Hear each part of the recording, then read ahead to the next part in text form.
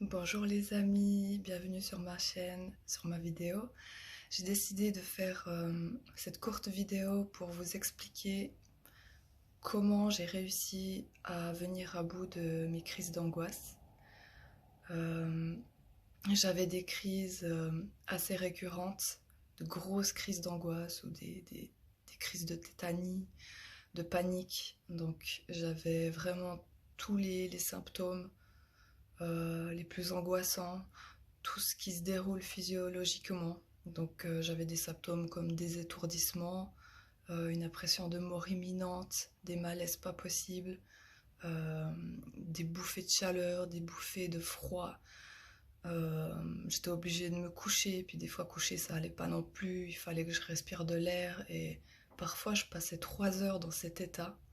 Et dans les pires crises d'angoisse, en fait, j'avais des fois des symptômes où je me rendais aux urgences parce que j'avais l'impression que les fourmis, ça me paralysait.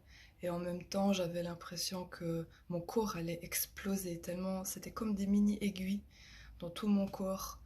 Euh, j'ai vraiment vécu l'horreur avec ces sensations.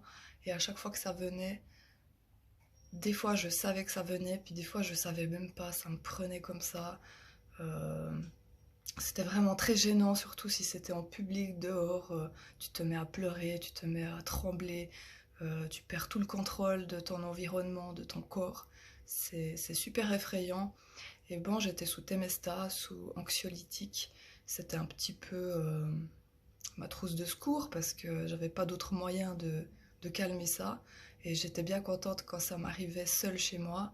Et des fois, c'était insupportable. Alors, je devais appeler des gens pour me rassurer et rester au téléphone. Je suis même déjà allée chez ma voisine de palier pendant une crise parce que j'avais eu personne à qui parler. C'était vraiment... ça m'arrivait quoi, quelques fois par mois. C'était quand même assez pour handicaper une vie, pour engendrer du stress constant en fait. Et puis ça faisait depuis 2016 que j'avais ces crises d'angoisse. J'avais déjà un terrain d'état d'angoisse à cause de mes traumatismes passés. Mais lorsque mes premières crises d'angoisse se sont déclenchées, elles sont plus jamais reparties. Donc je savais qu'elles reviendraient périodiquement, sans prévenir ou en prévenant, peu importe. Euh, voilà, c'était vraiment d'appréhender chacune d'entre elles. C'était pas facile. Et puis un jour, donc ça s'est produit l'année passée, et j'ai décidé de vraiment prendre ça en main. Mais je savais pas comment faire. Parce que quand on se retrouve dans cette situation, la sensation, l'émotion, tout ce qui se passe est tellement amplifié, est tellement horrible qu'on se dit juste comment je vais pouvoir gérer ça, comment je peux me calmer dans une telle situation, ça va jamais fonctionner, les symptômes sont beaucoup trop grands, beaucoup trop forts. Et moi j'ai vécu tout ça, je me suis sentie impuissante, j'ai pensé que j'aurais toujours à subir ça toute ma vie. J'en étais persuadée parce que j'étais face à face à un cul-de-sac en fait. Voilà, et il n'y avait rien de plus désespérant que de sentir ce vide, cette incapacité à me sauver en fait. Alors du coup, je sais plus trop ce que j'ai fait, mais je sais que j'avais conscience de ce que je ne voulais plus dans ma vie, même si ça paraissait impossible. Je sais qu'à un moment donné, j'ai fait ce choix intérieur que ça, c'est quelque chose maintenant que je mets en évidence que je ne veux plus, même si je savais pas comment. Et c'était une période aussi où elle devenait de plus en plus intense, de plus en plus présente, de plus en plus forte. Et, et ça avait beaucoup de conséquences aussi sur ma vie, sur mon poids, sur mon alimentation, sur plein de choses en fait. Et j'avais l'impression de dégringoler, de devenir folle, de me détériorer rapidement. Et puis, je devais toujours me justifier envers les autres, envers mon copain aussi, parce que quand ça arrive et que l'autre il est là, et qu'est-ce qui se passe là? On a l'air con quoi. on a honte après. Il y a tellement de sentiments qui viennent. Et du coup, j'avais pris cette décision de régler ce problème, je ne savais pas comment. Et bah, il y a une autre crise qui est arrivée. Et je me rappelle, elle était violente. Et puis, mon réflexe, en fait, je ne peux pas vous expliquer pourquoi j'ai fait ça. Mais mon réflexe, en fait, alors que j'étais au plus mal, alors que normalement, je cherche le numéro d'urgence ou alors je cherche quelqu'un à qui parler, mon copain était là, je serais courue vers lui en mode ah, ah, je pleurais ou j'hyperventile. Tu sens tous ces symptômes-là et t'essayes de les contrôler. T'essayes de trouver une solution pour te calmer, de prendre un Temesta. Et là, à ce moment-là, je sais pas ce qui s'est passé. C'est comme si je me suis laissée m'écrouler en fait. Je me suis affalée par terre. Et c'est comme s'il y a eu un blackout dans ma tête. Je me suis juste laissée aller par terre, je réagissais plus. Je réagissais plus. Il y avait comme un blocage. Je ne pensais plus à rien. Je n'avais envie de rien entreprendre. Je n'avais envie de rien faire pour m'aider, pour aller mieux. J'avais envie de parler à personne. J'avais juste envie d'être là. Et puis au moment où j'étais affalée par terre, je me suis dit, bah putain, vas-y. Si je dois mourir maintenant, prends-moi. Je suis prête. Je résiste plus. Donc je sais pas pourquoi c'est ça qui m'est venu à l'esprit à ce moment-là. Mais c'est sûr que, je sais pas, c'était comme un lâcher-prise de j'en ai marre, j'en peux plus, je veux plus résister à ça. Si je dois mourir, si telle est la peur que tu as, eh ben je l'accepte. Je me laisse mourir. Si c'est mon temps, vas-y, je m'en tape.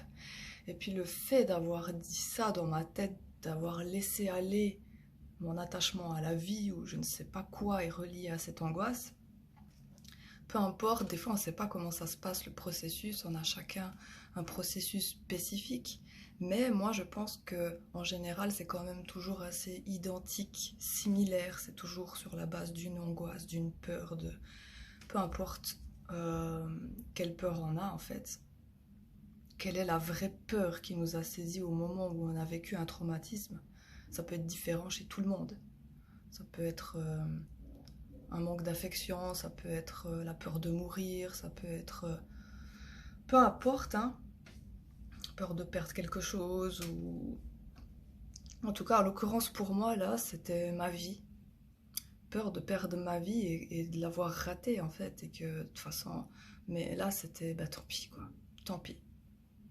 Puis à ce moment-là où j'ai prononcé ces phrases dans ma tête, dans un calme tellement profond, non réaction, il y a une voix qui est apparue dans ma tête. C'était assez drôle parce que j'avais vraiment l'impression que mon espace était libéré, que tout était calme, qu'il y avait un silence, même pas angoissant, c'était un silence paisible. Et puis cette voix a retenti dans ma tête et elle m'a dit « Respire, tout va bien ».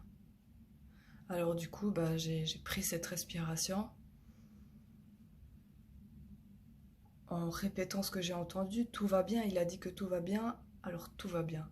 Je sais pas, à ce moment-là, j'ai complètement intégré cette parole. Et puis d'un coup, les symptômes qui étaient à leur apogée, maximum, j'étais ouf.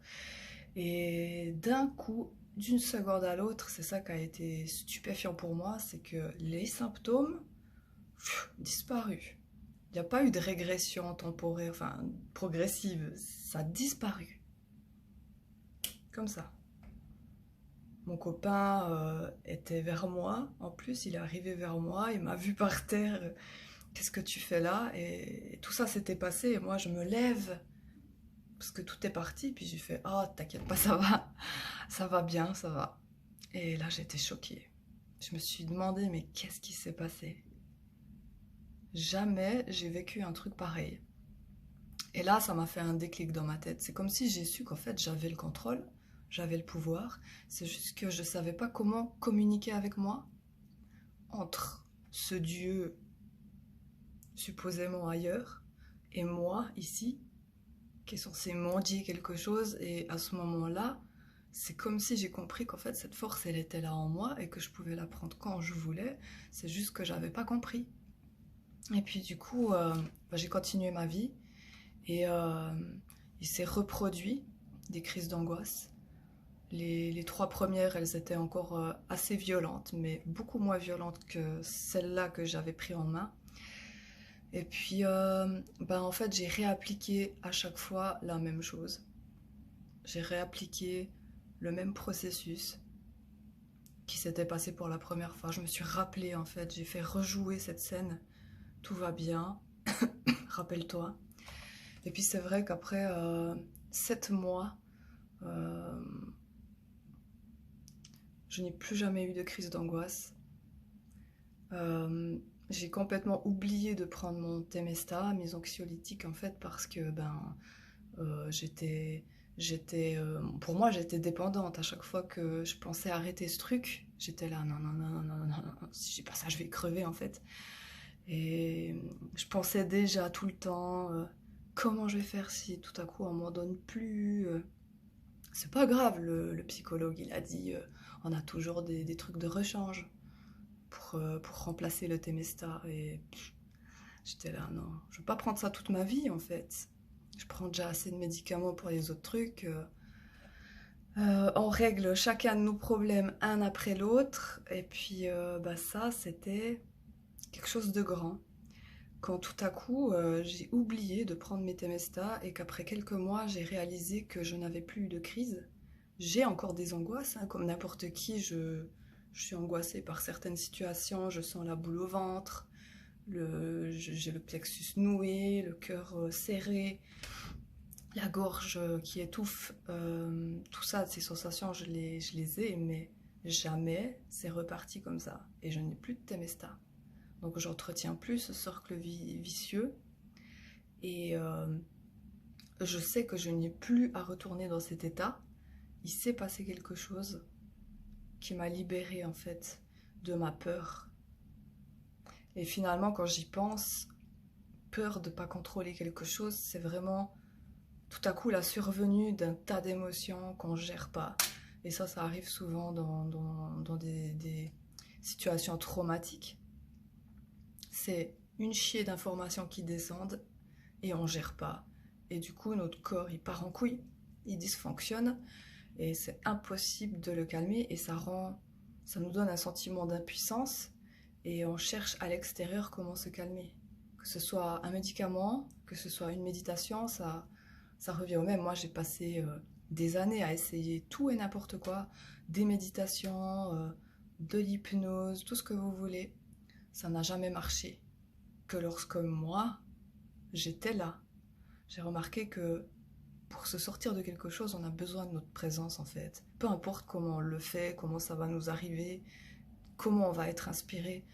J'ai vu qu'en fait, l'important, c'est l'implication de notre présence. Parce que souvent, quand on résiste, quand on ne veut pas lâcher, quand on n'arrive pas à respirer, se calmer, c'est parce qu'on n'est pas là, dans ce qui se passe en fait. On est à l'extérieur, on s'observe de l'extérieur et on se dit je vais essayer de faire quelque chose depuis dehors en fait, mais ça marche pas. Je suis dans ce corps, je dois vivre, incarner et être dans ce corps.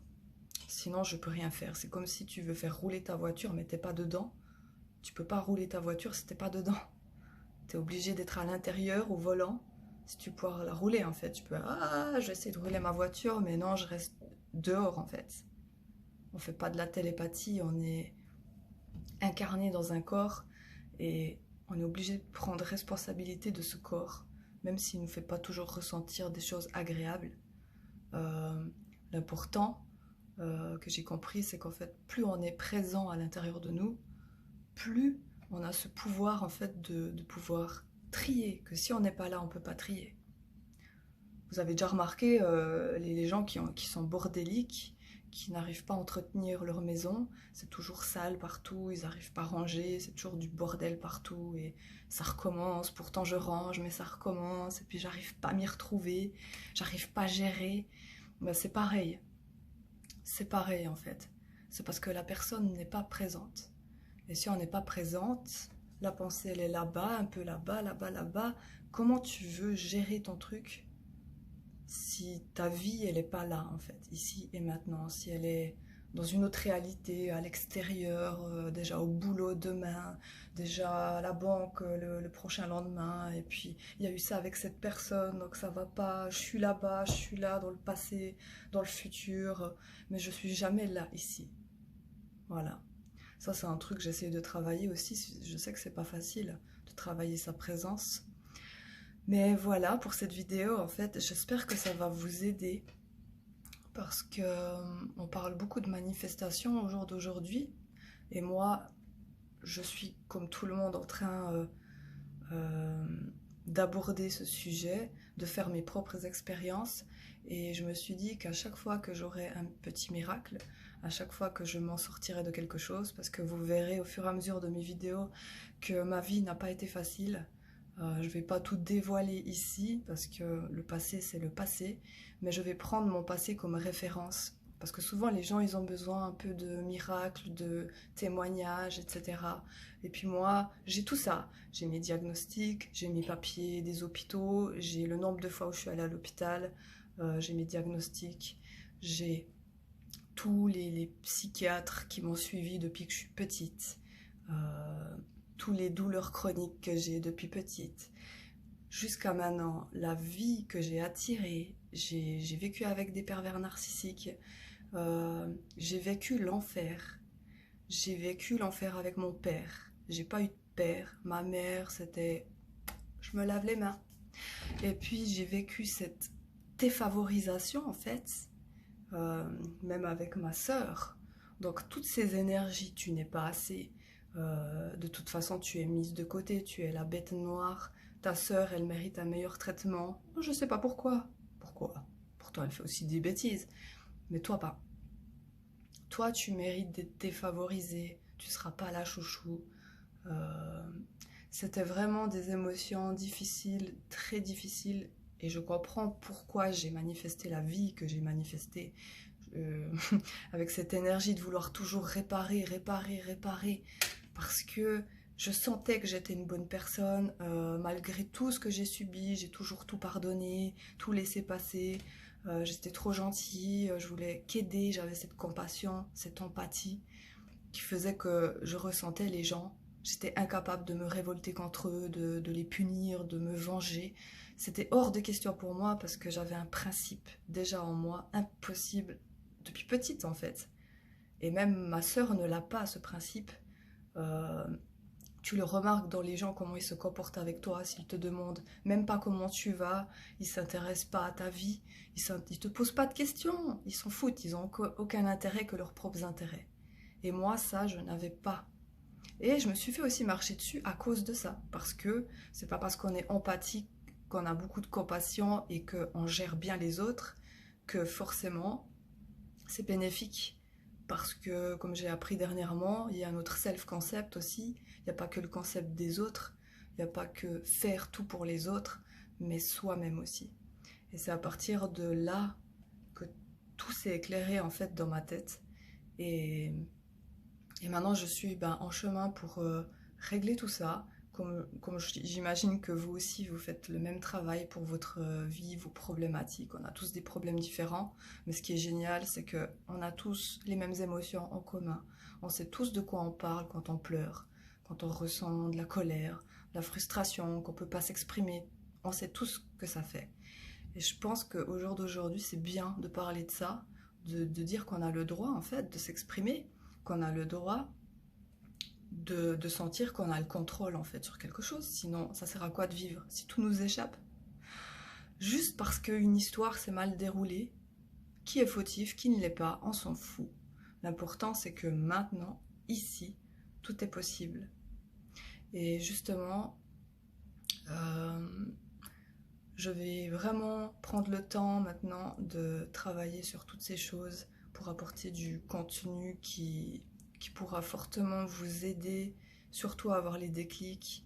Euh, Moi, je vais plutôt aider les gens dans le sens ceux qui ont de la peine en fait. comme moi, parce que je l'ai vécu. Il y en a des, on dirait que c'est facile, ils manifestent, ils ont compris tout de suite.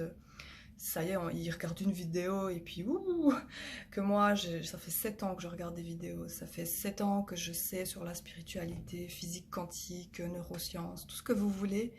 Neville Goddard, je connais tout, Joe Dispenza, pas besoin de faire la liste.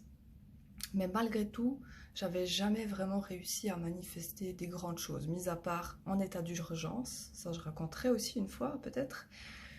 J'ai manifesté en cas d'urgence, et puis donc sauver la vie d'une personne, ou sauver ma propre vie, ou j'avais une fois besoin urgemment d'un appartement, et puis j'étais en convalescence, j'avais pas le temps, j'avais pas la force, il fallait que ce soit rapide, facile, et aussi mon appartement a été manifesté, et en plus j'ai reçu le mobilier complet, alors que j'avais rien. Parce que j'ai toujours tout perdu avec mes ex. À chaque fois que j'emménageais avec mes ex, je jetais mes affaires et quand je me séparais d'eux, je me retrouvais sans rien. Alors là, c'était vraiment le truc de trop, quoi. Le truc de trop. J'étais là, je peux pas encore chercher un appartement, puis en plus j'ai rien. Alors du coup, j'avais fait cette petite affirmation que tout allait aller facile, vite, rapidement. Et puis peu de temps après, ma meilleure amie, chez qui je n'étais jamais allée parce que je sais pas pourquoi, il y avait un problème avec sa mère à côté, elle voulait pas qu'on se voie ensemble, je sais pas quoi, parce qu'ils sont musulmans, puis il y a des règles bizarres là.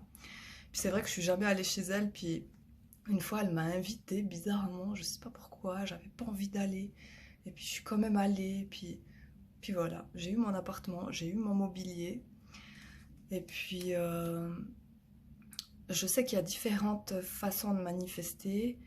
Des fois, c'est plus intuitif, des fois, c'est plus des impulsions ou des inspirations. Des fois, c'est plus dur, des fois, on a l'impression qu'on doit travailler dessus. Il faut vraiment s'écouter.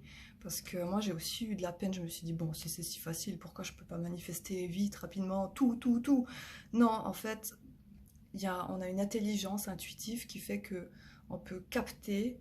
Comme là, maintenant, je sais, pour arrêter de fumer, j'ai besoin d'un temps, un temps de rupture en fait.